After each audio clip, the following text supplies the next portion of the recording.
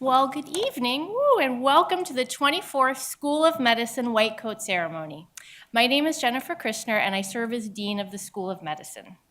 This ceremony, like many, many other major events, is a little different this year, but the significance behind it should not be lost on us. I want to thank each of you for working with us as we navigate these medical school firsts in a world of virtual learning and social distancing. Your support, cooperation, and understanding will help us get through this difficult time and even help us set benchmarks for virtual medical school education and training for the future. For those family members and friends who are joining us virtually, we hope to welcome you to our campus in the future. We definitely want to see you in our campus in the future, but we want to do that when it is safe to do so. Please know that we are doing everything that we can to keep everyone in our Baylor family safe during these times. I know that each of you share in the joy of this very special milestone, entrance to medical school. And you soon will have somebody who will be donning that iconic white coat symbol of being a physician, the white coat. Physicians are part of the most intimate moments of a person's life. We are there for the first breath, and we are there for the last breath. We are privy to confidential information that no other profession dares ask. I thank you for being present virtually to witness this intimate and very special moment, the induction of your loved ones as they join the most noble of professions. The white coats you are donning today are provided by our generous alumni, all of whom uphold Baylor College of Medicine's values and dedication to service. As one of our fellow alumni shared, wear your white coat as your most respected doctors have worn theirs. I invite you to connect with our alumni by signing up on BCM Alumni Connect, Baylor's official alumni engagement platform. More information is available on our website. It is now my pleasure to introduce Dr. Alicia Monroe, Provost and Senior Vice President of Academic and Faculty Affairs. We're so pleased that she could be with us tonight.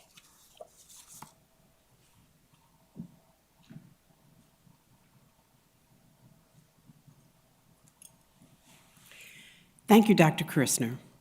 I want to echo Dr. Kristner's appreciation of your understanding, your cooperation, your adaptability and flexibility.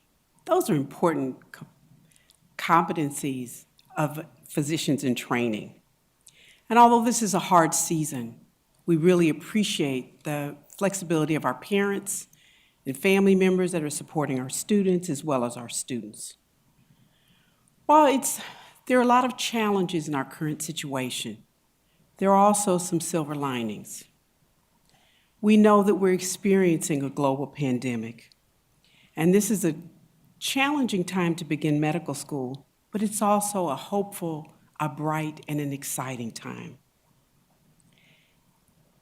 You have the opportunity at Baylor College of Medicine to interact with researchers and physicians, although sometimes virtually, but you also have the opportunity to work with those who are on the front line providing care. Our communities are depending on us, and these opportunities and these experiences will help to build your character and will be foundational as you continue your development as physicians. Medicine and life are full of unknowns.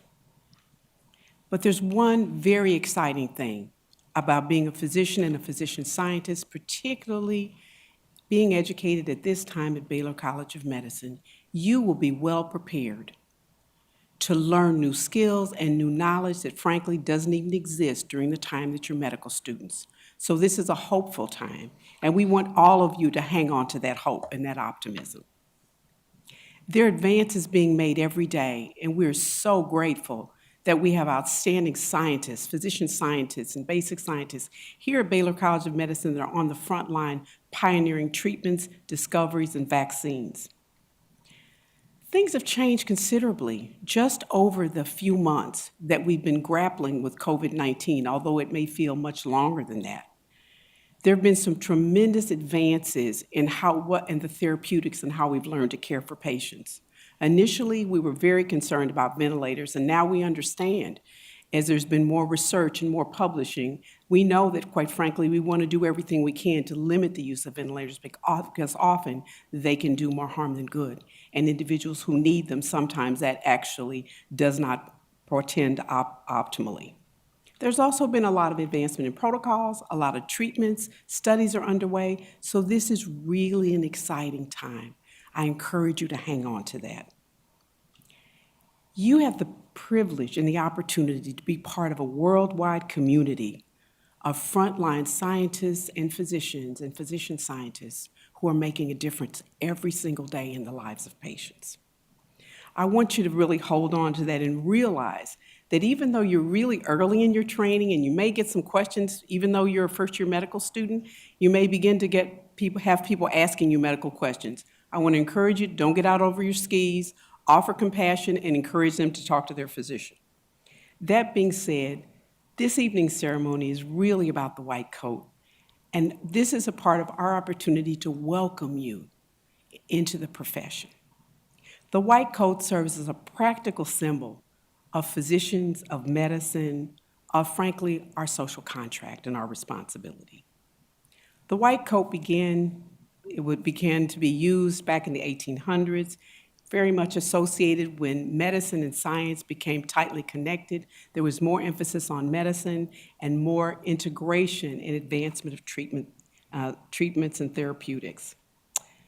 But the significance of tonight, it's really about you, and it's about welcoming you and formalizing your recognition that medicine is a profession and not a job.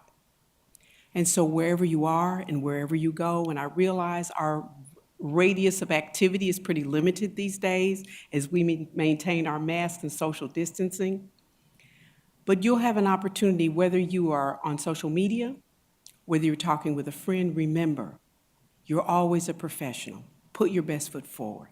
Imagine your future patients are hearing those conversations or reading those posts. Medicine is all about service, and it's very much about working for the community in the service and to improve the health of others.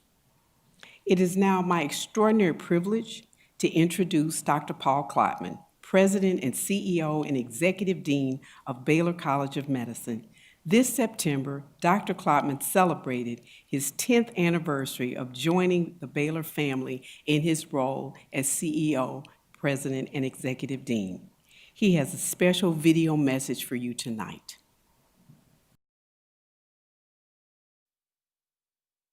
Good evening, class of 2024. Congratulations. We're very excited about your being here, and this is a very momentous occasion for you and your families. I just wanted to say a few things about the white coat ceremony.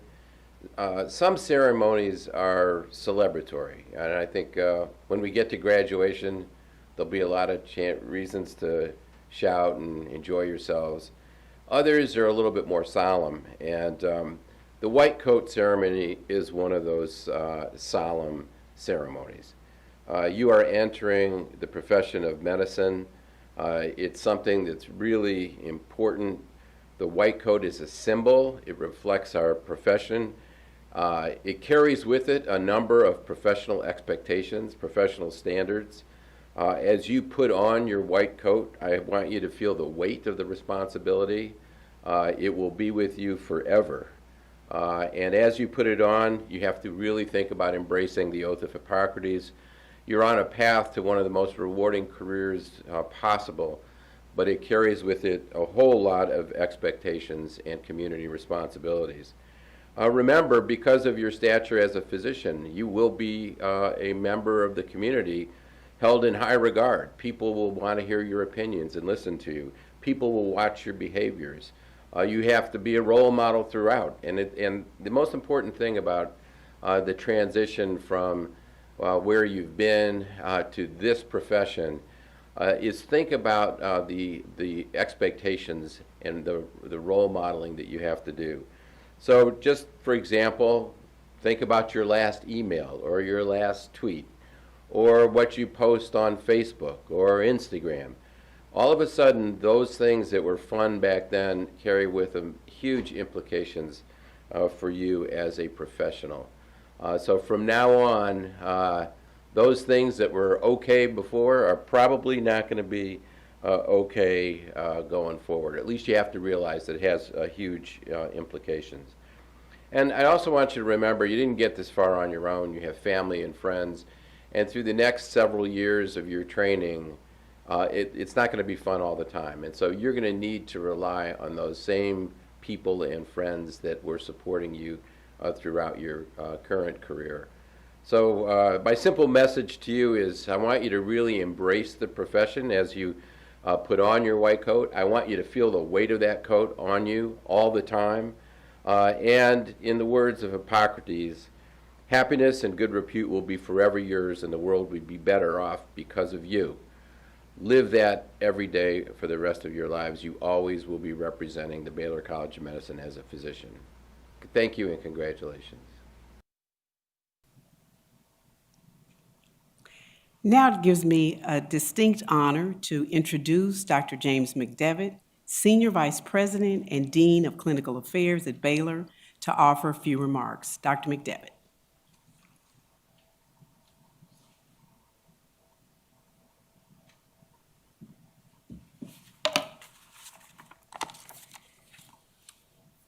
Thank you, Dr. Monroe, and just a couple remarks to add to what the other speakers have already said. It really is an honor to be here tonight as part of the white coat ceremony.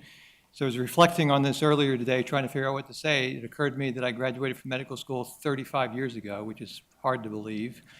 But as you are making your commitment to join this profession, I want to reflect on that commitment. And I started thinking about 2 years in particular in my career. And I wanted to focus on those 2 years and tell you about them and the lessons I learned during that time. My internship was in internal medicine and pediatrics, and it was a hard internship. It actually, if I were to be honest, it wasn't the one I wanted to match into, but I did.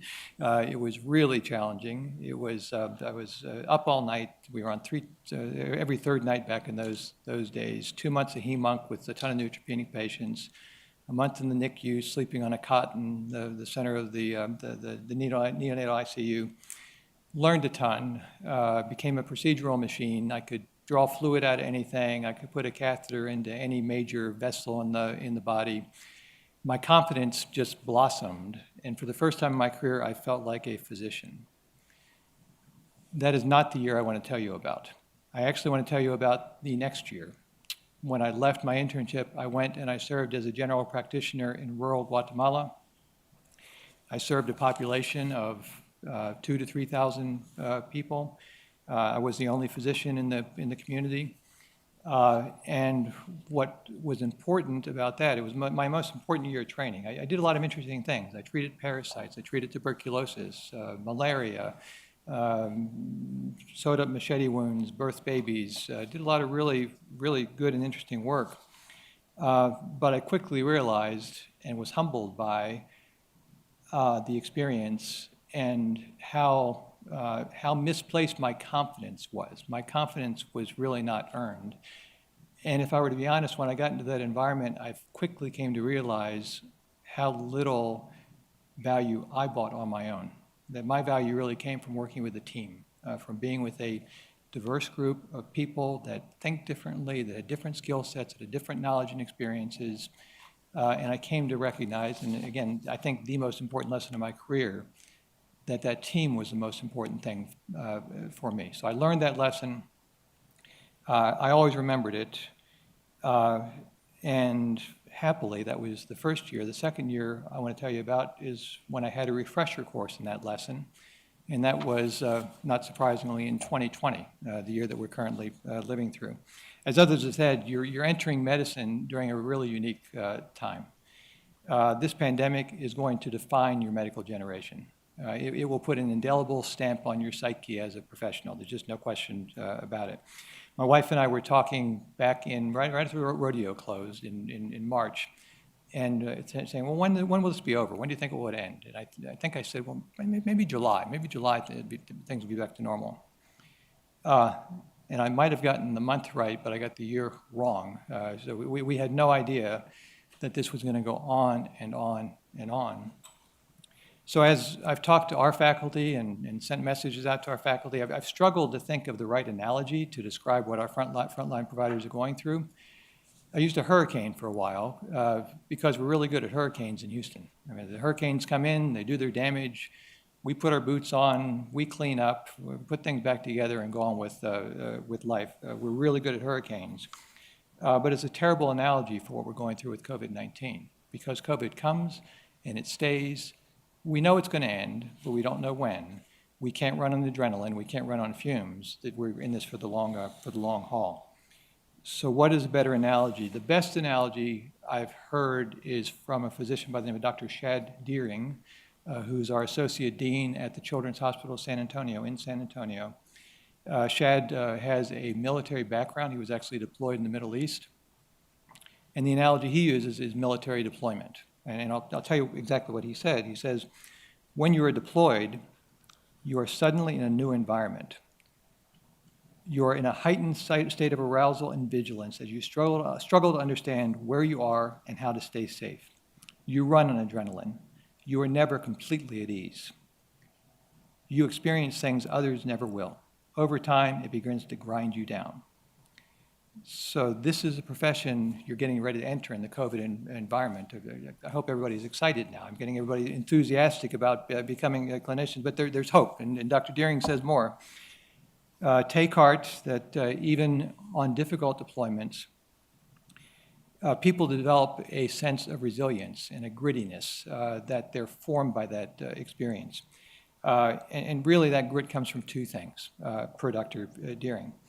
The knowledge that you're serving a higher purpose, and the strength you derive from the loyalty and commitment of your team. In donning your white coat today, you are committing to serving a higher purpose. No question. I think all the other speakers have emphasized that. Regarding the strength of the team, I'll share with you just a little bit what our frontline providers have told me in the height of the COVID-19 crisis. Their quotes, not mine. We had a shared spirit. I was proud of our new faculty. They were fearless. We really rose to support each other. I couldn't be more proud of the frontline providers at Baylor who really have excelled through this whole affair. I'm going to finish. Everybody's heard this story, I think. It's an old trope. It may or may not be true, but it's an introductory law school class. The dean comes in, like John Houseman from Paper Chase, which none of the medical students remember because it was filmed before you were born, but it's a great movie. But very intimidating dean comes into the first year law student class and says, look to your left and look to your right. Next year, one of you won't be here. Intensely competitive. I have something different to say to all the students in this class, and you'll have to do this virtually. My visual analogy is not quite as powerful as if you were all sitting in the auditorium, but virtually, I'd like you to look to your left, I'd like you to look to your right, and in fact, I'd like you to look in front of you, and I'd like you to look behind you. The people you see are your colleagues. You will rely on them, and they will rely on you. That's the lesson I learned 35 years ago, and I was blessed to learn again this year. I'm very pleased to welcome you to our profession, and I wish you my congratulations. Thank you. And now it's my honor to introduce someone whose white coat I am not fit to button, Dr. Burden O'Malley, our Chancellor, who is going to present the Debakey Scholarship Award.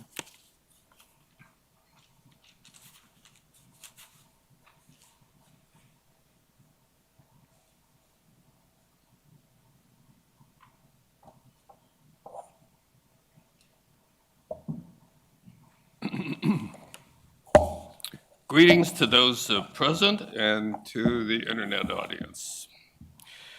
Today I'm to present the 2020 Debakey Scholar Award. Michael Debakey was one of the founders of our modern medical center and a professor revered throughout the world as the most famous surgeon of the 20th century. Today, I present the Debakey Scholar Award to a medical student. The award was conceived in 1973 by the faculty as a tribute to Michael Debakey for his founding of the school, his professorship and chair of surgery, presidency of Baylor, chancellor, and for his great aid in developing the entire medical center at Texas. The award stipulates that the recipient be chosen as a member of the rising senior class. He is to be a resident in excellence for the students so that they may see a real model for scholarship and student accomplishment.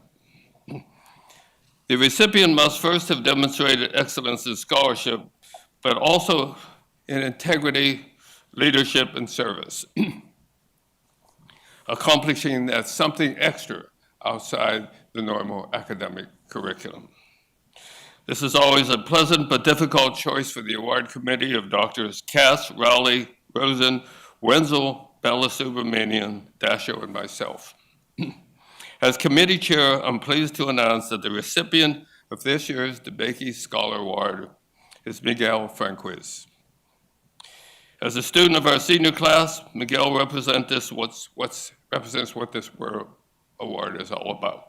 He has attained a top-ranking scholarship level relative to all other students in the first 3 years, including an advanced doctorate in pharmacy, and a background in teaching, research, community service, and extracurricular activities.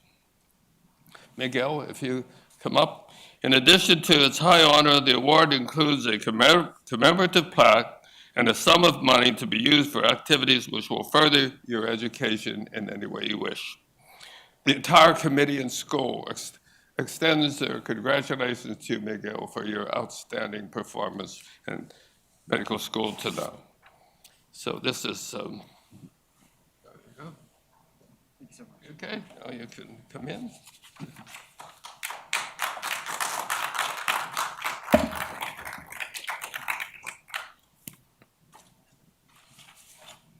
Thank you for that very generous introduction, Dr. O'Malley.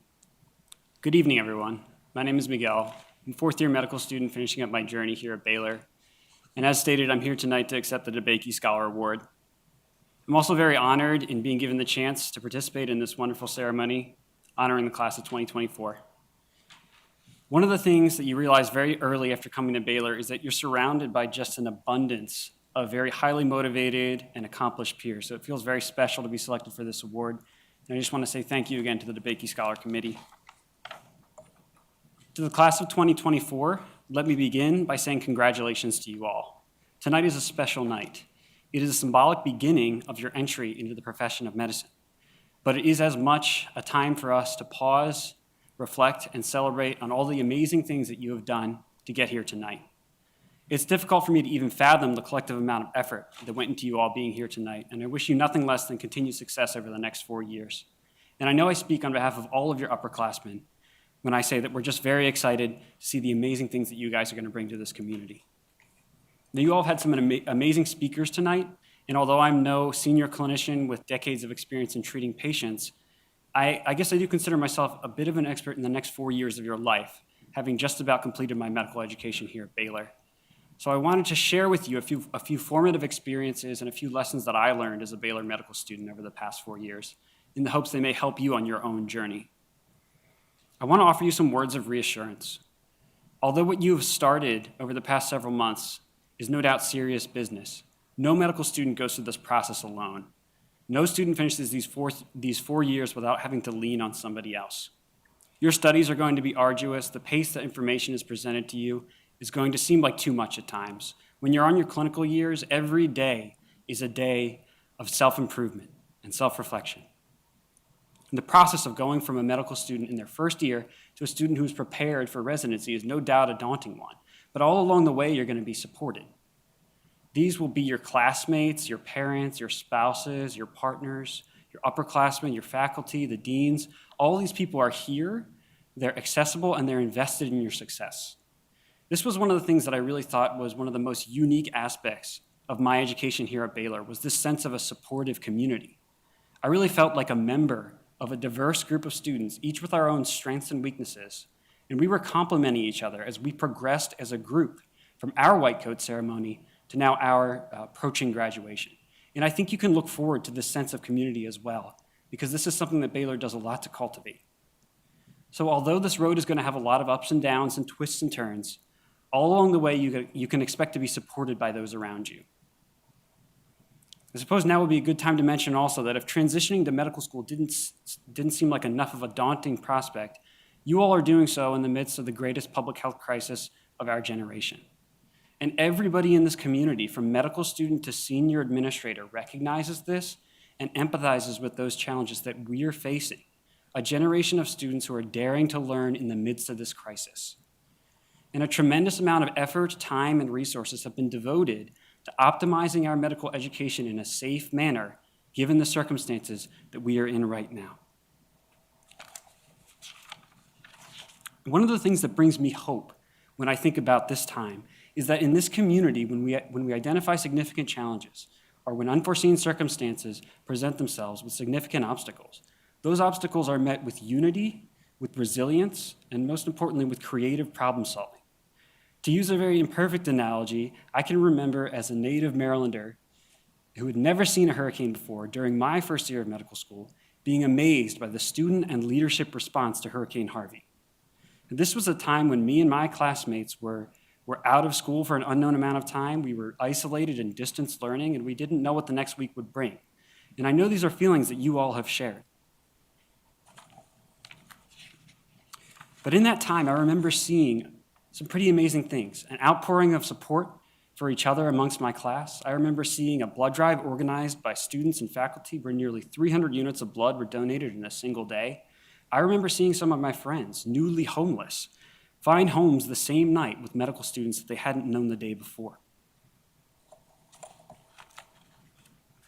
And if it's true that our challenges and our obstacles are the things that define us most, then I really believe that everyone in this class is capable of transforming our current circumstances into an educational environment where you are thriving. Coronavirus may change the way things look on the surface, but the dreams, goals, and aspirations that you had for medical school before the world changed are still attainable, especially at a place like this. And as a parting thought for you all, I'd like to tell you a story. And it's the story of the first patient that I saw as a medical student with not many more months of experience than you have right now. I was in a nephrology clinic and I was asked to see a patient with high blood pressure, to get a history and physical, to come out and present the patient.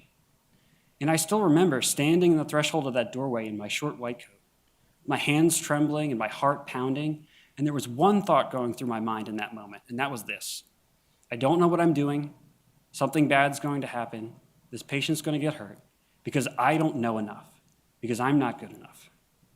And the reason why I share that very personal reflection for you is because as students, uncertainty and self-doubt are going to enter the picture at some point during our education. But I really want to encourage you to be patient with yourself. Give yourself the time and the dedicated, repetitive effort and practice that it's going to take to see the progression that you want to see in yourself. And if you can do this, if you can be patient with yourself, and I guarantee you, as somebody looking back on the other side of this, that eventually you are going to come home from a long day on the wards and say, IVs are getting easier for me, or I was basically first assisting in that case today, or man, that patient was really angry, but I was able to keep my cool and help them. With that parting message, I just want to say again my utmost gratitude to the Debakey Scholar Committee for selecting me and honoring me with this award. And most importantly, congratulations to you all tonight, the class of 2024, on this very special and symbolic occasion. I really can't wait to see the amazing things you guys are going to bring to Baylor. And thank you for your attention.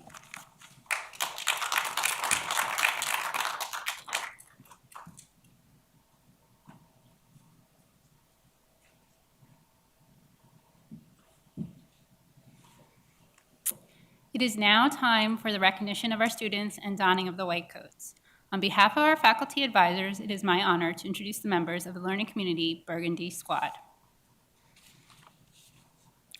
Amna Bouchier, Amber Cox, Wee Dang, Augusto de las Casas, Danny Diab, Christiana Anodi Nasto, McKenna Richards, Gaibo Yan,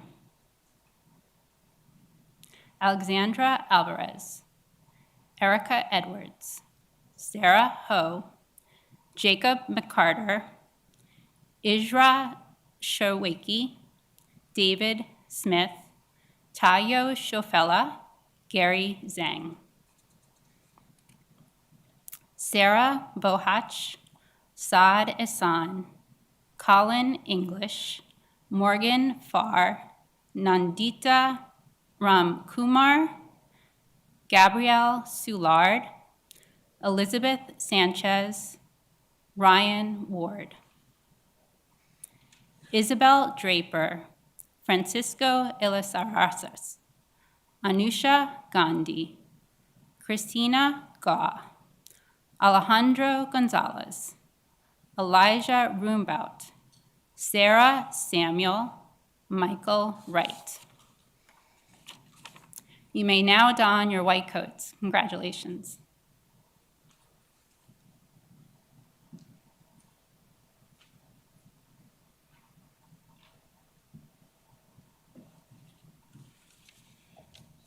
On behalf of our faculty advisors, it is my honor to introduce members of the Learning Community Indigo Squad. Ifoma Ezenwambachili, Karthik Goli,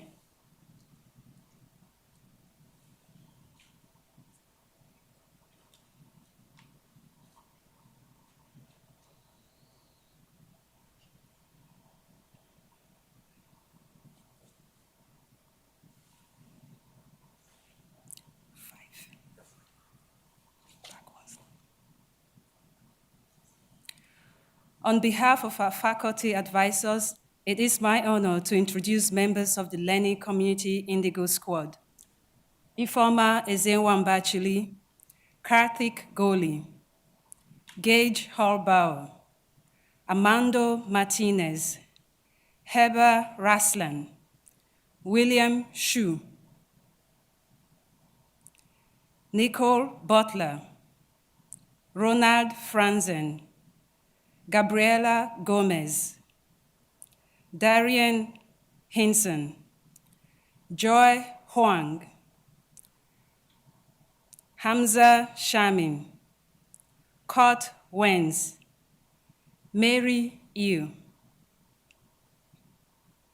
Fatime Sadat Alavi Naini, McKenna Gessner, Sofia Gonzalez de Corquera, David Shaw, Xavier Jefferson, Nathaniel Lloyd, Victoria Martel, Abraham Matthew, Richard Appel, Lauren Garcia, Madeline Graham, Tejas Joshi, Christian Keller, Jody Morganson, Sarah Stockham, Mirada Tomaras. You may now don your white coats. Congratulations.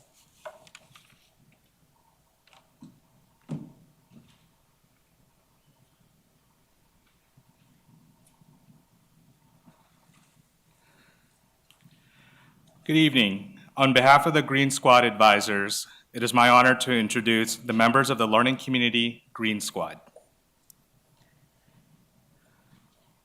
Lauren Dorn, Sean Heislop, Skylar Link, Caroline Sands, Vikram Shaw, Claudia Tischler, Joseph Zoller, Emily Buse, Cole Dyseroth, Catherine Kobotyansky, Shahil Pema, Paul Steffen, Mitchell Sun,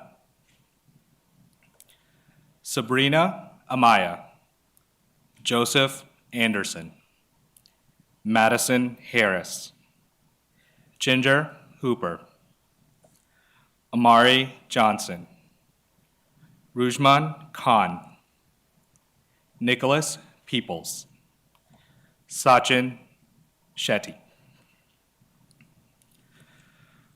Praswal Athukuri, Alexis Batiste, Anna Jang, Justin Kala, Aaron Lastman, Kush Maheshwari, Mukta Nair, Anna Rosas Herrera. You may now don your white coats. Congratulations.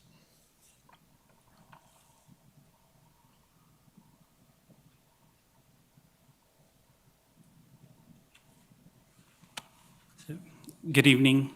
On behalf of the Orange Squad Learning Community Advisors, it is my honor to introduce the members of the Learning Community Orange Squad. Sahifa Ansari, Brenna Briles, Albert Hahn, Aileen Hernandez, Samyukta Javar, Landon Mabe, Eduardo Serrano, Charles Walker, Mariana Baroni, Caroline Bay, Minsei Cha, Cassandra Helfer, Krish Manisundaram, Sandra Mihel, Zachary Sandoval, Kathleen Strybos, Ebubechi Edindu, Carolyn Chen, Maya Guhan, Jenny Matar, Neil Modi Bailey, Daylin Moraes, Assad Salim, Hannah Todd, Ava Barrier, Pablo Coelho, Andrew Cooper, Ethan Ferris, David McDonald, Brittany Miller, Beatrice Morrow, Dina Zamil. You may now don your white coats. Congratulations.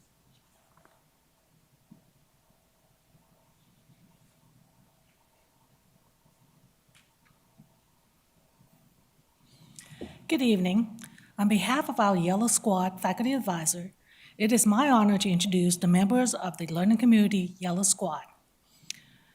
Karina Boyer, Nina Dasari, Kelly Martinek, Jill Metal, Zuhal Mohammed, Daniel Nassim, Dale Shepard, Shashank Shori, Mohini Bindal, Carly Klusman, Elisa Leong, Benjamin Martin, Dylan McBee, Juliet Ogu, William Porter, Rohan Valaru, Richard Bui, Hugh Mayer, Thomas Morano, Ruth Mizu, Ariana Overa, Shakina Rain, Rachel Stroll, Rhea Brown, Grant D'Amico, Ethan DeVera, Karen Kurian, Parker Mitchell, Fiona Akundia, Mohammed Razvi, Holly Simpson. You may now don your white coat. Congratulations.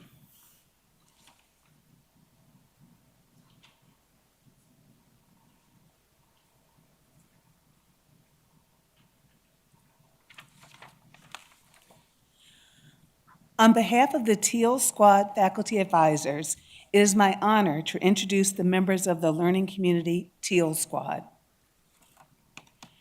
Taylor Knack, Nicolina O'Brien, Thomas Pekka, Alan Ritchie, Ann Turney, Alexandra Valera, Cameron Villarreal, Nicole Walters, Sheng-Yi Shelley Fu, Nathan Marchant, Nate Moss, Levi Ramirez, Felicia Rosigi, James Sickler, Abigail Smith, Jennifer Vu, Valentina Diaz, Luke Nordstrom, Haley Ponce, Matthew Sabuda, Robert Scott, Astifa Soni, Madeline Tomlinson, Melinda Wang, Jason Armoral, Amanda Braddock, Michelle Day, Patricia DeLon, Caroline Keene, Matthew Parnham, Sandy Reddy, Zane Shaw.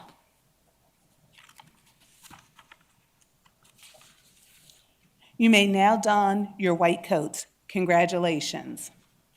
And on behalf of all the Learning Community Advisors, congratulations to the class of 2024.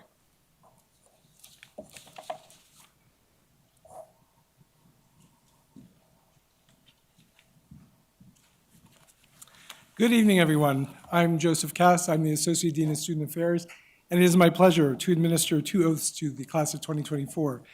I, God willing, will have the honor of doing, of having the, at your graduation, being the guy who administers your oath at that point too, so this is a nice beginning of that cycle. So the first, we're going to have all the students in virtual world rise, please, and recite together the medical student oath.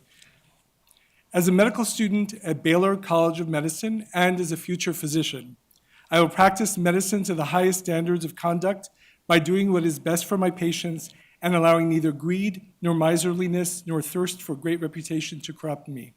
I will cultivate the virtues of integrity, honesty, compassion, courage, respect, and self-sacrifice in myself and in my colleagues.